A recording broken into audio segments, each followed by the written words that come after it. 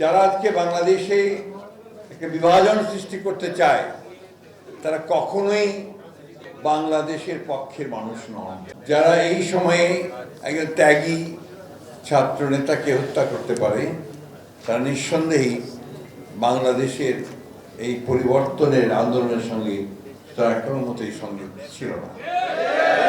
আমরা যদি সবাই আন্তরিক হই, আমরা যদি সবাই সত্যিকার অর্থেই পরিবর্তন চাই, সমাজের পরিবর্তন চাই, সাধারণ মানুষের পরিবর্তন চাই, আমার এই সন্তানেরকে যদি হাসপাতালের সুযোগ দেওয়ার ব্যবস্থা করতে চাই, শিক্ষার ব্যবস্থা করতে চাই, আমার ঘরের যদি একটা আচ্ছাদন চাই, তাহলে কিন্তু আমাকে আমার সংগঠনকে শক্তিশালী করতে হবে। শ্রমিকদের কথা শ্রমিকদেরকেই বলতে হবে, অন্য কেউ বলবে না। এই যে ঘরের মধ্যে বসে দুনিয়ার মজদুর এক হও বললে কিন্তু মজদুর এক হয় না। হয় কি? আপনাদের অভিজ্ঞতা আছে সব, তাই না?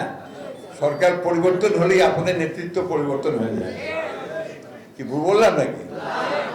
সুতরাং ওই সুবিধাবাদী নেতৃত্বের হাতে যেন নেতৃত্ব না যায় সেটাও আপনাদেরকে লক্ষ্য রাখতে হবে, সেটাও লক্ষ্য রাখতে হবে। আমি এখানে অনেককে চিনি, সবাইকে চিনি, যারা কিভাবে নির্যাতিত হয়েছে, নিপীড়িত হয়েছে, কিভাবে তাদের মেরে তাদের পা ভেঙে দেওয়া হয়েছে, নখ বের করে নেওয়া হয়েছে। এই জিনিসগুলো আমরা ভুলে যেতে পারি না, কিন্তু ওদের কথা শুনলে মনে হয় যে কোনো অবদানই নেই আমাদের, তাই না? আসুন না, আমরা সবাই একজোট হই, একখানি হই, সংগঠনটাকে সেইভাবে দৃঢ়ভাবে তৈরি করি যেন আমরা তাদেরকে সেই বোধ থেকে সরিয়ে দিয়ে আমাদের অধিকারটাকে আমরা প্রতিষ্ঠা করি।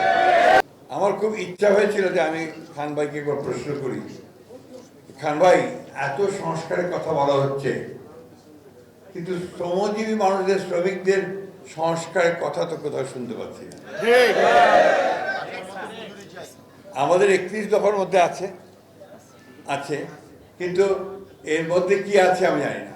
বলেছি কৃষকের ন্যায্য মূল্য পায় না, তার আপনার পণ্যের পানি পায় না, ঠিক যখন প্রয়োজন হয় পানি পাওয়া যায় না, এবং তার সমস্যার সমাধান হয় না। তার সন্তানেরা ভালো স্কুলে যেতে পারে না, এমনকি স্কুলে গেলেও বই পায় না, তাই না? সেই কথাগুলো কিন্তু আলোচনা হয় না। আপনি খুব ভালো করে লক্ষ্য করে দেখবেন যে টেলিভিশন বলেন, টকশো বলেন, এমনকি টেলিভিশনে যে নাটকগুলো হয় সেখানেও কিন্তু এই সাধারণ মানুষরা অনুপস্থিত, শ্রমজীবী মানুষরা অনুপস্থিত, অথচ এরাই হচ্ছে সবচেয়ে বড় অংশ, তাই না? আমি আজকে আমাকে একজন টেলিভিশন চ্যানেল ইন্টারভিউ করছিল। আপনার বিভিন্নভাবে কথা বলতে গিয়ে তারা তো আপনার একটা বিশেষ কিছু মানুষকে শুধুমাত্র মনে করে যে তাদেরই অবদান আছে।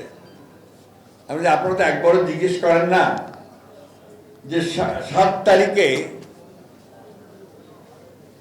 বিএনপি অফিসের সামনে পুলিশের গুলিতে যে মকবুল শহীদ হয়েছিল সে কে ছিল? সে ছিল একটা আপনার ফ্যাক্টরি শ্রমিক। শাওন ঘোলার সে অটো চালাতো। মুন্সিগঞ্জের বা নারায়ণগঞ্জের যারা আত্মাহুতি দিয়েছিল তারা কিন্তু গণতন্ত্রের জন্যই আত্মাহুতি দিয়েছিল, তারাও শ্রমিক ছিল। আমি শ্রমিক দলকে বলবো এই তালিকাগুলো কিন্তু আপনাদের থাকা উচিত। আপনাদের থাকা উচিত যে এই আন্দোলনে, আমি শুধু এই জুলাই আগস্টের আন্দোলনের কথা বলছি না, আমি 15 বছরের আন্দোলনে আপনাদের শ্রমিক কতজন শহীদ হয়েছে তার একটা তালিকা আপনাদের থাকে। আমি আশা করব যে আমাদের শ্রমিক নেতৃবৃন্দ তারা এই বিষয়টার উপর গুরুত্ব দেবেন এবং এই তালিকা তারা তৈরি করবেন। বন্ধুগণ, বক্তব্য বাড়াতে চাই না, শুধু একটা কথা মনে রাখতে হবে, আমাদেরকে কিন্তু খুব সজাগ থাকতে হবে। আমাদেরকে মনে রাখতে হবে যে আমাদের সংগ্রাম এখনো শেষ হয়নি। যে কথা আমাদের খান ভাই বলেছেন, আমরা কিন্তু এখনো সেই গণতান্ত্রিক উত্তরণ আমাদের হয়নি। আমরা নির্বাচনের মধ্য দিয়ে একটা নির্বাচিত সরকার বা পার্লামেন্ট এখনো পাইনি। পেয়েছি কি?